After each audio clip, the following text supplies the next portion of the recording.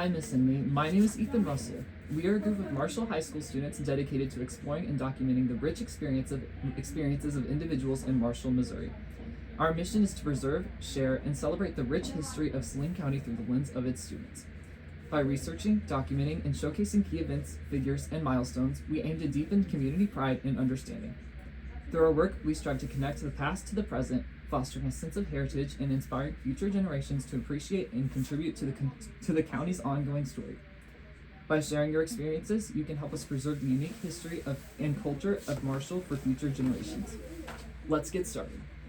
So, can you tell us your full name and when and where you were born? Well, my full name is Kerry Shannon Henley, and I was actually born on an Air Force base called Grissom Air Force Base in Indiana. Interesting.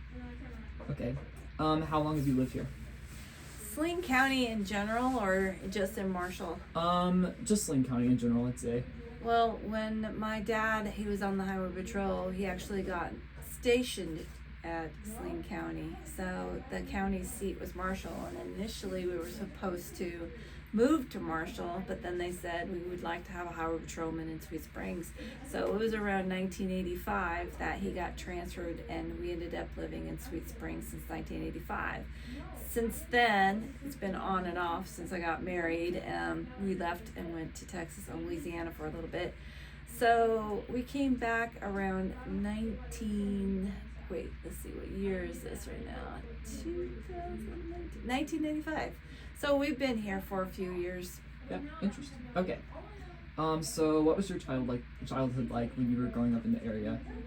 I mean, in the time you were here. Well, so in 1985, I was about 14 years old. I think I was starting 8th grade. And I can remember there were a lot more things to do. We would actually, it wasn't the age of cell phones or anything like that. So we would get outside and we would go ride our bikes and we would walk, and we had a few places around town that had video games, pool tables, and things like that we could hang out with as kids. But the Marshall area, I can remember they had a drive-through theater and they had way more options. But back in my day, in the 1980s, it was all about cruising. So that was kind of the thing. We just go up and down the strip. And I can remember being in Marshall when I was a kid with my best friend. We knew exactly which part to go back and down. It was like Odell, around the square. So for fun, believe it or not, that's kind of what we did. We got out and we went cruising every night, especially on the weekends. You kind of touched on this, but describe what your family was like and what life was like growing up in Saline County. In Saline County, it was a lot of, connecting with people. It's not necessarily the same as it was back then.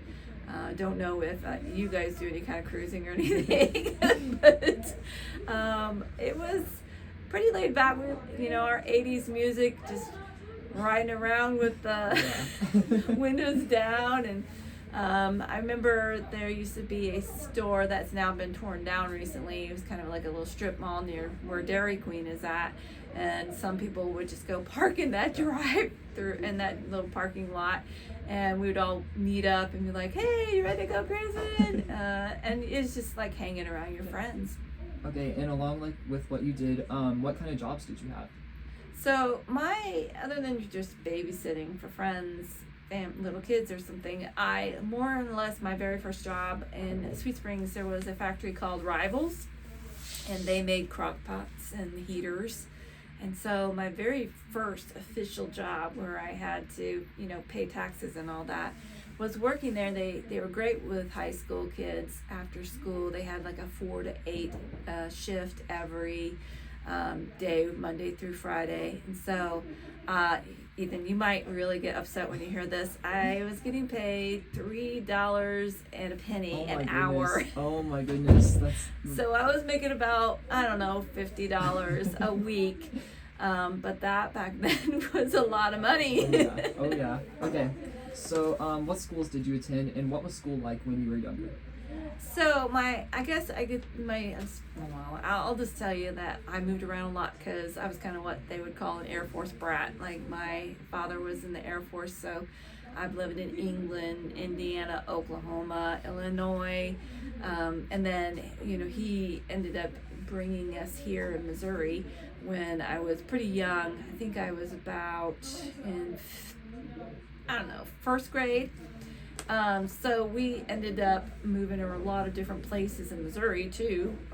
But then I think it was my high school years that was a little bit more stable. So Sweet Springs is where I went to high school. And then my senior year, I got to come to the Career Center in Marshall and experience what it was like to actually be in a different high school environment. So were you involved in any extracurriculars, or did you have like a favorite subject or? Oh yeah, definitely. My favorite, I love learning how to I love learning how to type. My dad had an old-fashioned manual typewriter, and so he was always talking about how he could type 100 words a minute when he was in the Air Force. And so I was always very competitive with my dad. I wanted to do even better. So I actually taught myself how to type on his manual typewriter. And then they had what is an electric typewriter. So it has like this feel and this buzz when you press it. So I never got that high on it, but I think I was up to 80 words per minute. But that was one of my favorite classes. I was in band. And my ultimate, above all, favorite class though was when I got to come to the Career Center and I took marketing. And my favorite teacher was Mr. Goss. That passed away shortly after I graduated. But he was probably the most enlightened teacher I'd ever met, and he taught me a lot about public speaking and just working with others in a team environment that I'd never really got anywhere else. Perfect. Tell me about your career after high school. So college, trade school, workforce. So I'm not the traditional student in a sense. After college, after I graduated high school, I really didn't know what I wanted to be.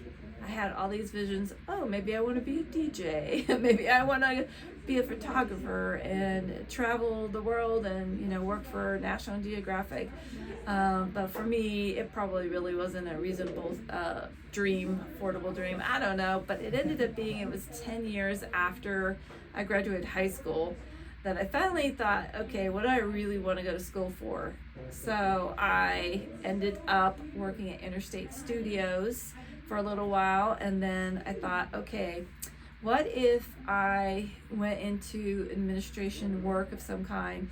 So I went to State Fair Community College and got my 2-year associate's degree in office administration. But after I worked in that field for about a year, I still wasn't very satisfied. I went back to school, got my bachelor's of education in business so I could become a teacher. And then because it was so hard for me to find a job, and back then it was very hard to find a job in the area teaching that you wanted to. So I taught English a little bit.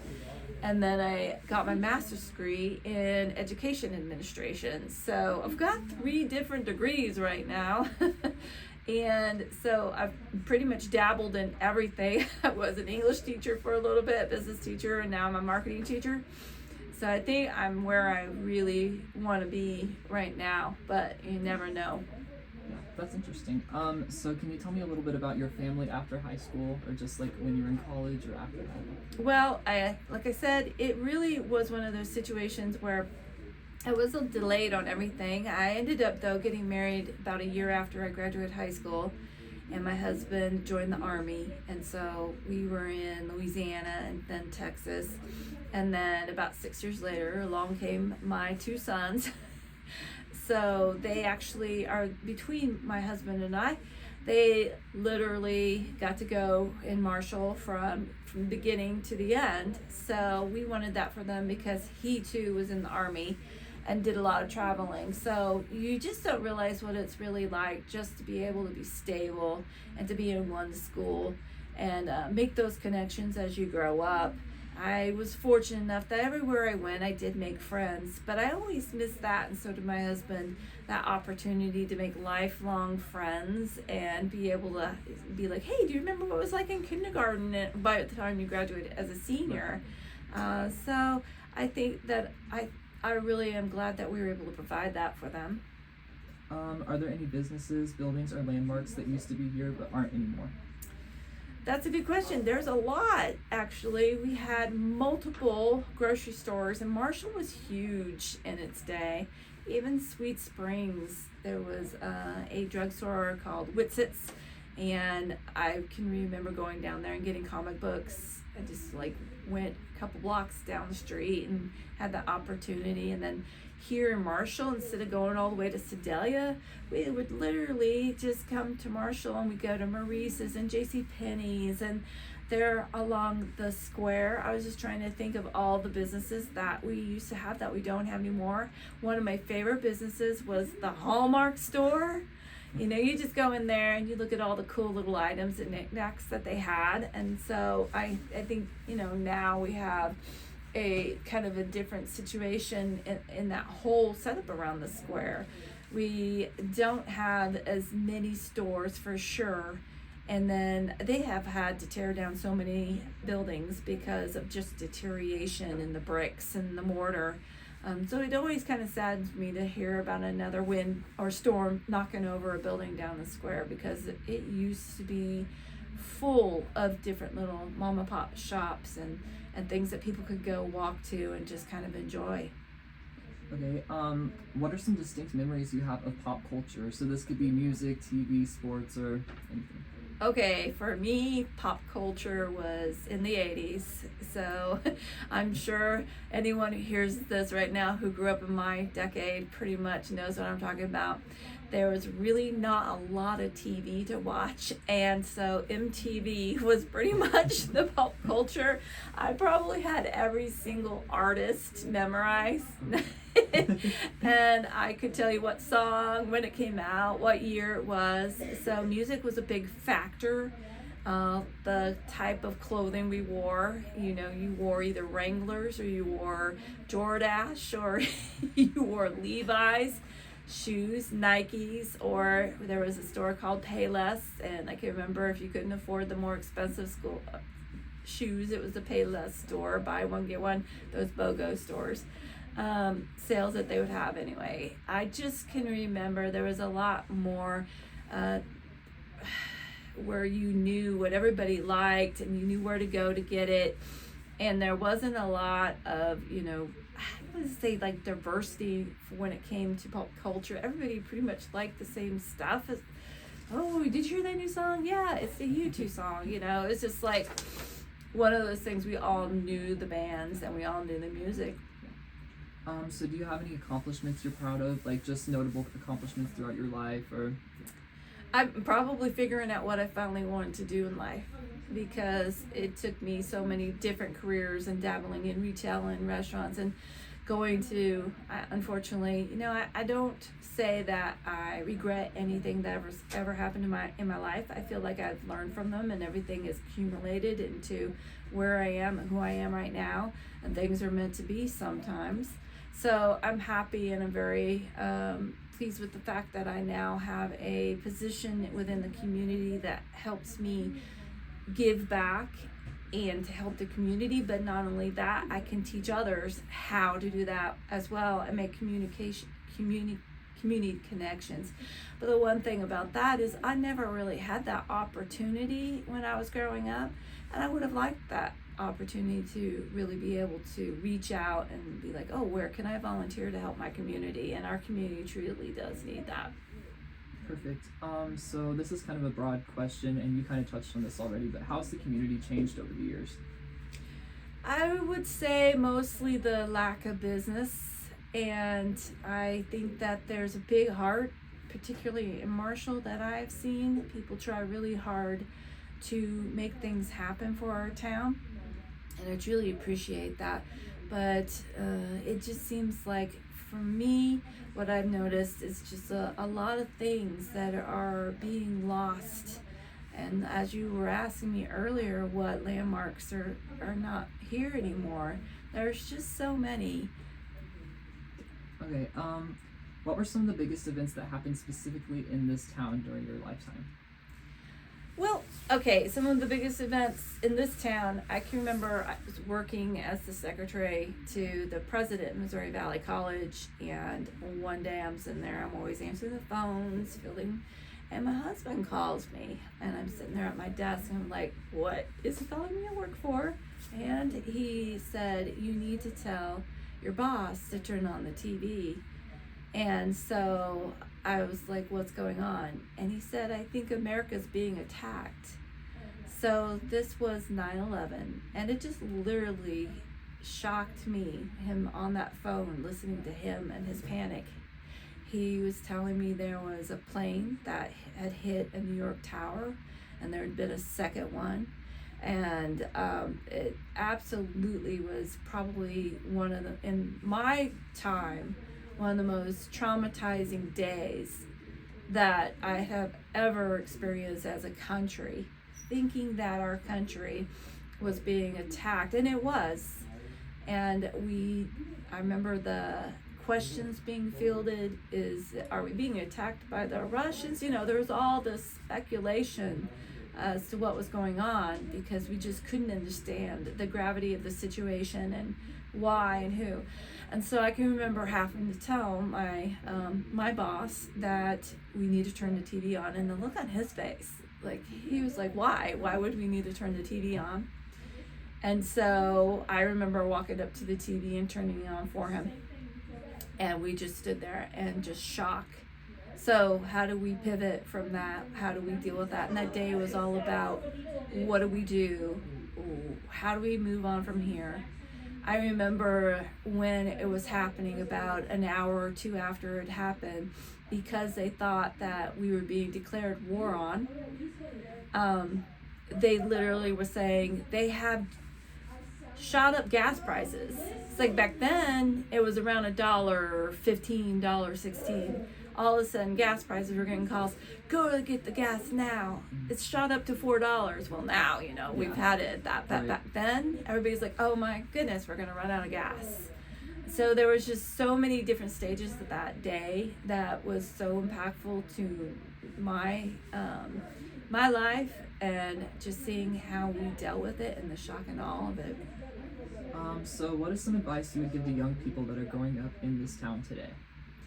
Well, I think that it's really important for young people to find their vocation, figure out how you can possibly learn more from others by doing an apprenticeship, or figuring out how you can connect with your community. If we don't have a form of educating ourselves about how we can give back, then there's going to be a lack of community involvement. So I think it's really important for you to figure out exactly what it is that you care about when it comes to community, because you're going to grow up here, have your families, and you're going to want your own children to be involved and to make the world overall a better place. Okay, and I did come up with one question throughout this. Okay. So you had mentioned that you lived in England for a little bit. I'm sure there was a stark difference, but can you kind of elaborate on that a little bit? Sure. So that's funny. I literally remember when I was 3 years old, my dad wearing his uniform, and he was stationed to go to England. So I was 3 years old, and we get on the plane. It was a little traumatizing because I'd never been on a plane before. I actually got like some kind of motion sickness, and I was throwing up the entire time. When we got there, for the next 4 years in England, I learned how to write. I mean, I was a true British girl that I used to make fun of the kids who would come to my yard and tell them, you're American if you're in my yard. But long story short, by the time I came back, I was around 7 years old, and I had a very strong British accent. And I just remember saying things to people like, good day, mate. And people would laugh at me, wait, what did you say? So that actually made me somewhat of a child when I came back to the United States. And I think that my experience there, I remember it being very charmed and very fun as a kid, and so I definitely wouldn't change that. And I wouldn't even change the fact that I was shy and I was a little bit made fun of because of my British accent, because I think actually it made it so I listened more to people and absorbed more, and it taught me the importance of listening. So all those experiences in life, even though you're thinking back there, you look at yourself and you're like, oh my gosh, I was traumatized by that, I learned from them, and so I'm still grateful for them. That's really interesting. Is there anything else you'd like to share about your life or just the general history of this town? About my life, well, I would just say again, one of the things I think everyone should keep in mind, like no matter how bad something is in your life, you always have to look at it, it's just temporary. I'm a lot older now, and I like to think I'm a little wiser.